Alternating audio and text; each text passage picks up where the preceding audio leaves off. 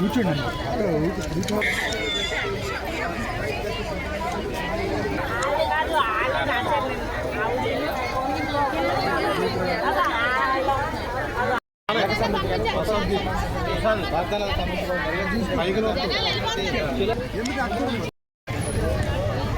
Photo తీశారు. అందరికీ నమస్కారం.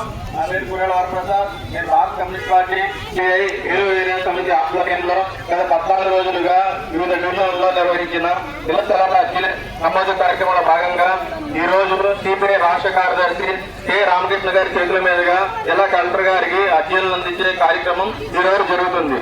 ఈ సమావేశానికి అధ్యక్షత వహించవలసిందిగా సిపిఐ ఏలూరు ఏరియా సమితి కార్యదర్శి కామరేడ్ ఉప్పుల రామశంకర్ గారిని కోరుతున్నాం. అలాగే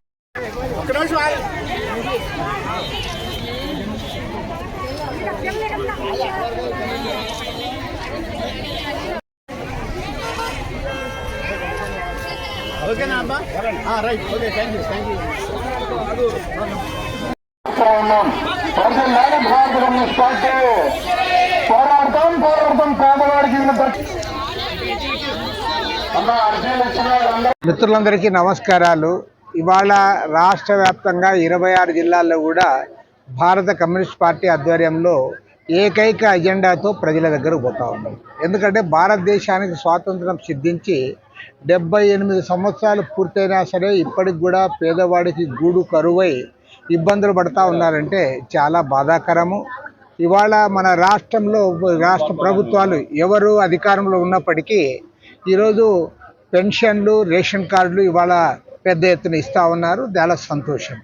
గతంలో జగన్మోహన్ రెడ్డి ప్రభుత్వం కానీ ఇవాళ చంద్రబాబు నాయుడు గారి ప్రభుత్వంలో కానీ ఇవాళ పెన్షన్ల విషయంలో మన రాష్ట్రంలో అత్యధిక శాతం మందికి లబ్ధి చేకూరుతూ ఉంది.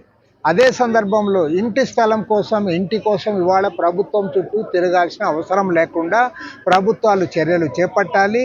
గతంలో అధికారానికి రాకముందు చంద్రబాబు నాయుడు గారు చాలా స్పష్టంగా చెప్పారు, మేము అధికారం లేకొస్తే పట్టణాల్లో 2 సెంట్లు, గ్రామీణ ప్రాంతాల్లో 3 సెంట్లు స్థలం ఇస్తామని చెప్పారు.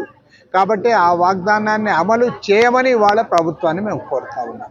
అదేవిధంగా ఇంటి నిర్మాణానికి అన్ని రకాల ఖర్చులు కూడా పెరిగిపోయినాయి. కాబట్టి కనీసం ఒక్కొక్క ఇంటి నిర్మాణానికి 5 లక్షల రూపాయలు ఇవ్వండి. అప్పుడు మాత్రమే ఇంటి నిర్మాణం పూర్తవుతుంది. వారు కూడా ప్రశాంతంగా అక్కడ జీవించడానికి, ఆత్మగౌరవంతో బతకడానికి అవకాశం ఉంటుంది. దీనితో పాటు ఈ ప్రభుత్వాన్ని మేము కోరుతున్నది ఏమంటే, ఇవాళ టిట్కో ఇళ్ళు ఏవైతే ఉన్నాయో మీరు కోట్లాది రూపాయలు ఖర్చు పెట్టి ఇళ్ల నిర్మాణం చేసి వాటన్నిటిని కూడా వృథాగా పెట్టారు. మీరు దానికి చిన్న చిన్న సౌకర్యాలు, మౌలిక సౌకర్యాలు, డ్రైనేజు, వాటరు, అదేవిధంగా కరెంటు సౌకర్యం కల్పిస్తే వాళ్ళందరూ కూడా అక్కడ నివాసం ఉండడానికి సిద్ధంగా ఉన్నారు. డిపాజిట్లు కట్టిన వాళ్ళు సంవత్సరాల తరబడి మీ చుట్టూ తిరుగుతూ ఉన్నారు. మీరు వాళ్ళని ఇంతవరకు పట్టించుకోలేదు. గతంలో జగన్మోహన్ రెడ్డి ప్రభుత్వం పట్టించుకోవాలంటే అర్థం ఉంది. కానీ మీరు కదా ఆ ఇల్లు నిర్మాణం చేసిండేది. ఇల్లు నిర్మాణం చేసి లబ్ధిదారులకు ఇవ్వకుండా మీరు ఆలస్యం చేస్తూ ఉన్నారు. సరైనది కాదు. కాబట్టి ముఖ్యమంత్రి గారిని కోరుతా ఉన్నాం, రాష్ట్ర వ్యాప్తంగా టిట్కో ఇళ్ళు ఎక్కడైతే ఉన్నాయో వాటన్నిటిని కూడా లబ్ధిదారులకు అందజేయాలని చెప్పి కూడా మేము డిమాండ్ చేస్తూ ఉన్నాం.